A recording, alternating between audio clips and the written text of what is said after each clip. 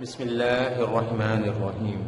عزیز طلبہ، السلام علیکم ورحمۃ اللہ وبرکاتہ. جماعت دہم میں نئے لیکچر کے ساتھ حاضر ہوں. گزشتہ کلاسز میں ہم نے مختلف چیزوں کو سیکھ لیا تھا، سمجھ لیا تھا، اور باقاعدہ سبق کا آغاز اللہ تعالیٰ کی حمد و ثنا پہ مبنی نظم حمد سے کیا، اور حمد کے اشعار کا مفہوم ہم نے سمجھا، نظم و نثر کے فرق کو سمجھا، قواعد جو اس میں شامل ہیں ان کو بھی اچھی طرح سمجھ لیا تھا. امید ہے کہ وہ تمام باتیں آپ نے یاد کر لی ہوں گی اور جو ہدایات دی گئی تھیں ان پہ عمل پیرا ہوئے ہوں گے. سلسلہ تدریس کو آگے بڑھانے سے پہلے آپ حضرات کو میں، چونکہ بورڈ کا سال ہے اور بورڈ کا طریقہ امتحان کو بھی سمجھنا ضروری ہے تاکہ آپ کے علم میں آ سکے کہ کس طرز پہ ہم نے پرچہ دینا ہوتا ہے اور امتحان میں کس طرح کے سوالات آتے ہیں، اور ان کی وجہ سے آپ کو اندازہ ہو کہ آپ نے کس طرح امتحان کی تیاری کرنی ہے. اگر آپ بورڈ پہ دیکھیں تو سب سے پہلے آپ کو حصہ الف سوال نمبر 1 معروضی سوال لکھا ہوا نظر آئے گا. حصہ الف میں سوال نمبر 1 حصہ معروضی ہوتا ہے، جس میں اسباق سے متعلق مختلف چیزیں پوچھی جاتی ہیں اور اس میں 4 ممکنہ جوابات دیے جاتے ہیں. اس میں صحیح جواب کا آپ نے انتخاب کرنا ہوتا ہے. اس مثال کے طور پہ جملہ دیا جائے کہ اللہ تعالیٰ کی حمد و ثنا پر مبنی نظم کو کہتے ہیں، جملہ. اس کے بعد آپشن دے دیا جائے آپ کو حمد، نعت، منقبت وغیرہ، تو اس میں صحیح جواب منتخب کریں گے حمد. اس طرح یہ حصہ الف میں 15 نمبر کا ہوتا ہے، جس میں صرف معروضی سوال آپ سے پوچھے جاتے ہیں. اور اس کے بعد حصہ بے میں شروع ہوتا ہے، اور حصہ بے کے جو کل نمبرات ہوتے ہیں وہ 35 ہوتے ہیں. حصہ الف کے 15 نمبر ہوتے ہیں. پہلا سوال حصہ بے کا جو ہوتا ہے ترتیبی اعتبار سے تو یہ سوال نمبر 2 ہوتا ہے. تو دوسرا سوال ہوتا ہے مختصر جوابات کے سوالات دیے جاتے ہیں. آپ سے 5 سوالات ان پیپر میں موجود ہوتے ہیں اور آپ سے کہا جاتا ہے کہ 5 میں سے کوئی 3 سوالات کے جواب آپ تحریر کریں. سوال نمبر 2 میں مختصر جوابات کے سوالات موجود ہوتے ہیں. 5 سوال میں سے 3 کے جوابات دینا لازمی ہوتا ہے. اس کے بعد سوال نمبر 3 سوال آتا ہے سبق سے متعلق کسی ایک سبق کا مرکزی خیال یا خلاصہ لکھیں. اب مرکزی خیال اور خلاصہ کیا ہوتا ہے اس کو ہم آگے سمجھتے ہیں. کسی ایک سبق کا، وہاں پہ 2 اسباق دیے جاتے ہیں جس میں آپ کو کسی ایک سبق کے یا تو خلاصہ لکھنا ہوتا ہے یا پھر مرکزی خیال لکھنا ہوتا ہے. آپشنل سوال ہوتا ہے، آپ نے کسی ایک کو لازمی کرنا ہے، مرکزی خیال یا خلاصہ. اس کے بعد سوال نمبر 4 ہے اشعار کی تشریح. سوال نمبر 4 اشعار کی تشریح. اس میں بھی 5 اشعار دیے جاتے ہیں اور ان میں سے آپ نے کوئی 3 اشعار کی تشریح شاعر کے تعارف کے ساتھ کرنی ہوتی ہے. 5 میں سے 3 اشعار کی تشریح اور شاعر کا مختصر تعارف بھی اس میں ہونا لازمی ہے.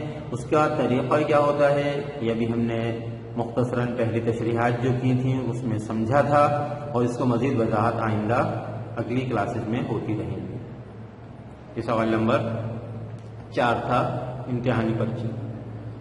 سوال نمبر 5 میں آپشنل سوال ہوتا ہے خط دیا جاتا ہے یا مراسلہ. خط یا مراسلے میں سے کوئی ایک لکھنا ہوتا ہے. خط یا مراسلے میں سے کوئی ایک لکھنا ہوتا ہے. خط کیا ہوتا ہے؟ بھائی کے نام، دوست کے نام، والد صاحب کے نام، جن کو ہم نجی خطوط بھی کہتے ہیں. مختلف عنوانات کے تحت آتے ہیں. کہ لکھا جاتا ہے اب یہ دوست کے نام خط لکھیں اور اسے قومی ہمدردی کی اہمیت بتائیں. اس طرح مختلف عنوانات موجود ہوتے ہیں.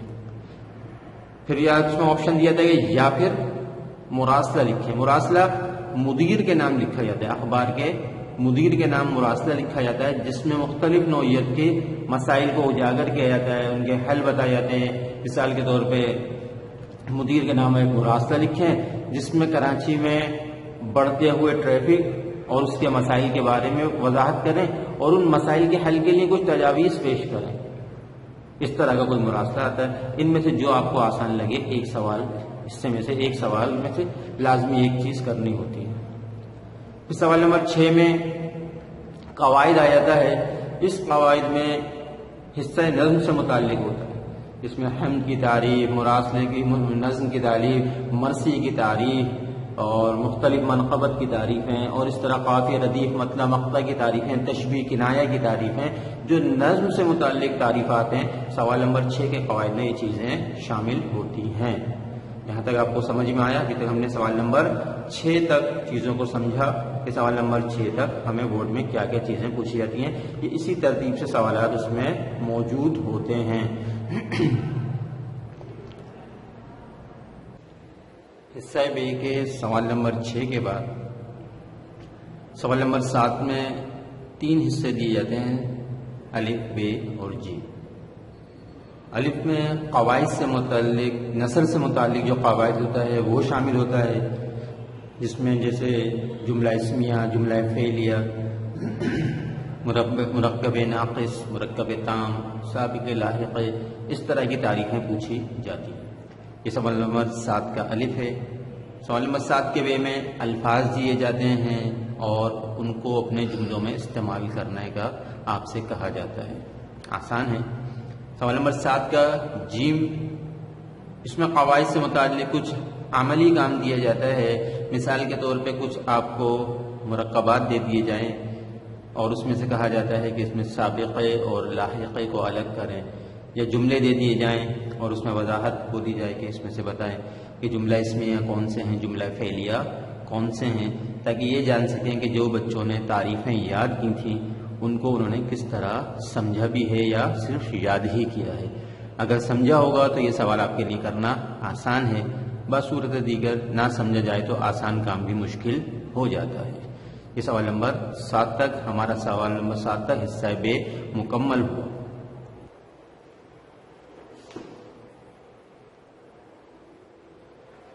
سوال نمبر حصہ بے کے بعد حصہ جیم شروع ہوتا ہے، جو کہ 25 نمبرات پر مشتمل ہوتا ہے. اس میں ہمیں تفصیلی جوابات کے سوالات اس میں ہمیں موجود ملتے ہیں. سوال نمبر 8 ہمیں اس طرح دیا جاتا ہے کہ سیاق و سباق کے حوالے کے ساتھ جملوں یا عبارت کی تشریح کریں. اچھی بامحاورہ اور سلیس اردو میں جملوں یا عبارت کی تشریح کیجیے. یہاں پہ آپ کو آپشنل سوال دیا جاتا ہے، یا تو اس میں جملے دیے جاتے ہیں مختصر جو سبق میں سے ہی لیے جاتے ہیں، اور کہا جاتا ہے کہ ان جملوں میں سے، یعنی شاید 5 میں سے کہا جاتا ہے 2 جملوں کی تشریح کریں، یا پھر ایک عبارت دے دی جاتی ہے، کہا جاتا ہے کہ یا تو جملے کر لیں 2 ان کی تشریح، یا پھر ایک عبارت دے دی جاتی ہے پیراگراف کی شکل میں، اس کی تشریح کرنی ہوتی ہے اچھی بامحاورہ زبان کے اندر. یہ سوال نمبر 8.